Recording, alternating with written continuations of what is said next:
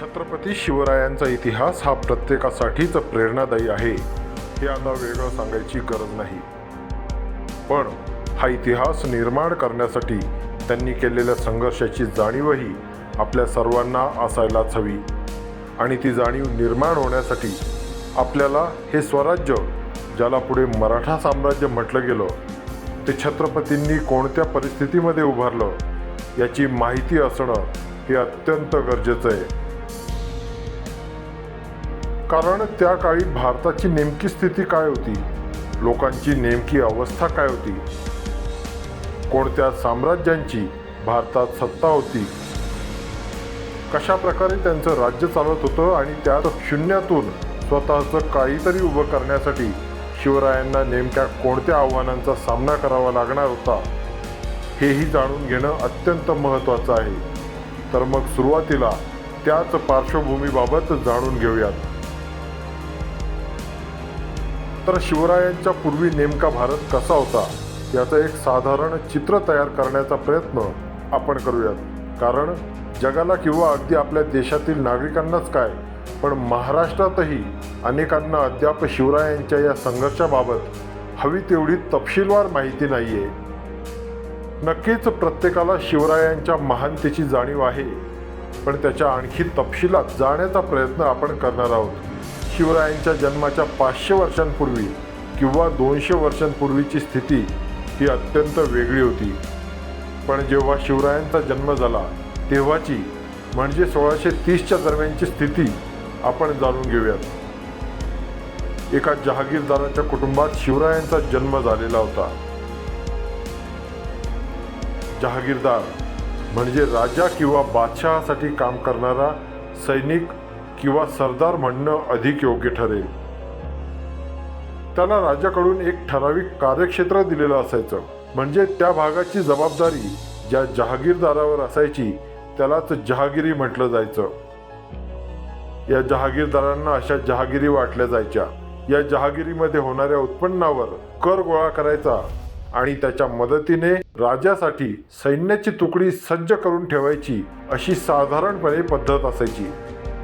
अनेकदा कराचा मोठा भाग राजाकडेही पाठवला जात होता. म्हणजे तेव्हाच्या काळात राजांसाठी लढणारं सैन्य हे पूर्णपणे त्या राजाचं किंवा बादशहाचं नसायचं, किंवा त्या राजाचा त्यांच्यावर थेट अधिकार नसायचा.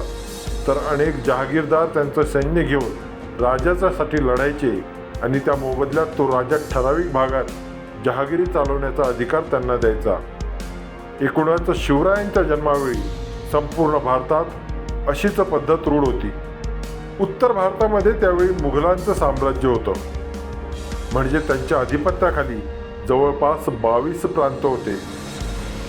कदाचित त्यावेळी संपूर्ण जगाचा विचार केला असता मुघलांचेच साम्राज्य सर्वात मोठं असेल. मुघलांकडे मनसबदारी पद्धत होती. मनसबदारी देखील जहागिरीसारखीच पद्धत. मनसबदार नेमायचे, त्यांना एका भागाची जबाबदारी किंवा अधिकार द्यायचे आणि तिथून कराच्या स्वरूपात संपत्ती जमा करून सैन्य सांभाळायचे. म्हणजे दक्षिणेत किंवा दख्खन भागात जहागीरदारी होती, तर उत्तरेत मनसबदारी. मुघलांच्या या 22 प्रांतांमध्ये अंदाजे 8000 मनसबदार असतील आणि लाखोंचं सशस्त्र सैन्य मुघलांनी त्या मनसबदारांच्या माध्यमातून उभं केलेलं होतं. तर उत्तरेतील मुघलांचे साम्राज्य त्यावेळी अंदाजे आताच्या मध्य प्रदेश आणि महाराष्ट्राच्या सीमेपर्यंत विस्तारलेलं होतं. त्यानंतर महाराष्ट्रापासून खालचा दख्खनचा भाग सुरू व्हायचा. दख्खनमध्ये त्या काळी 4 साम्राज्य होती.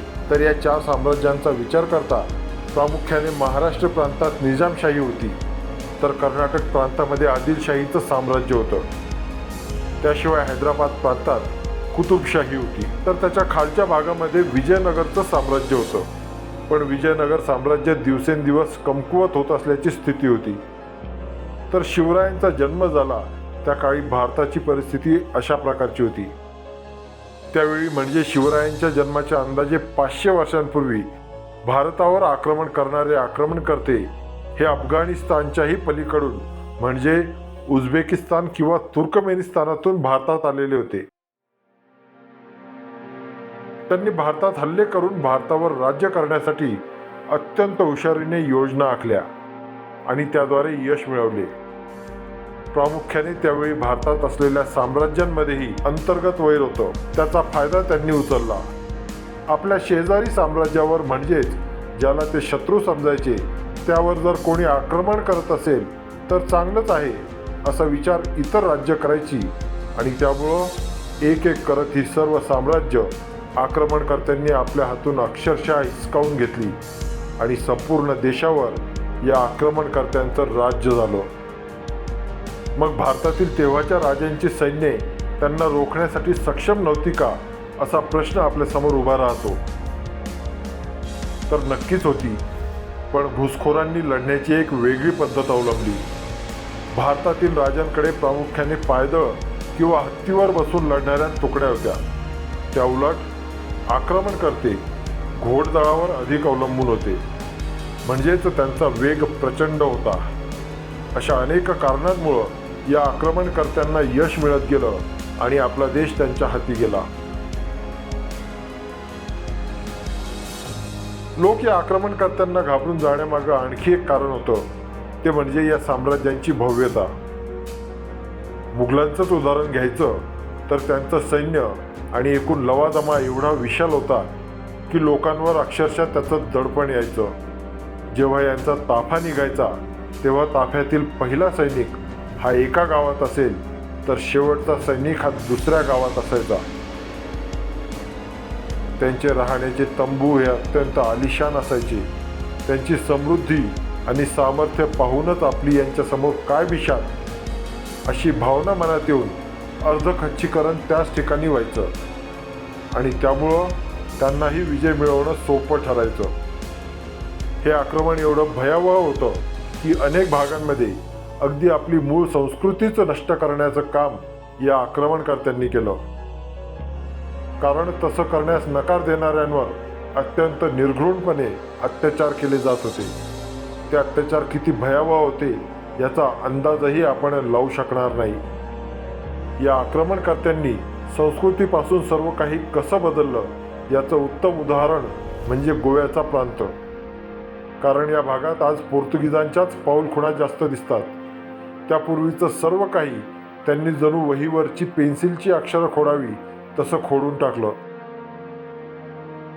तर अशा प्रकारची आक्रमणं आणि त्यामुळं निर्माण झालेली देशाची स्थिती ही शिवरायांच्या जन्मावेळी होती. उद्या काय होणार याचीही त्यावेळी कोणाला खात्री नसायची. कोण येऊन आपल्यावर हल्ला करेल आणि आपल्याला काय काय सहन करावं लागेल या भीतीमध्ये सगळे जगायचे. आक्रमणकर्ते मुलं बायका पळवून नेत होते. त्यामुळे या विचारानंच तेव्हाच्या परिस्थितीचा अंदाज येतो. आणि अशा या संघर्षाच्या काळामध्ये 19 फेब्रुवारी 1630 रोजी शिवरायांचा जन्म झाला. तर शिवरायांचा जन्म झाला तेव्हाची नेमकी भारतातली साम्राज्यांची परिस्थिती कशी होती, लोकांची परिस्थिती काय होती हे आपण या भागात जाणून घेतलंय.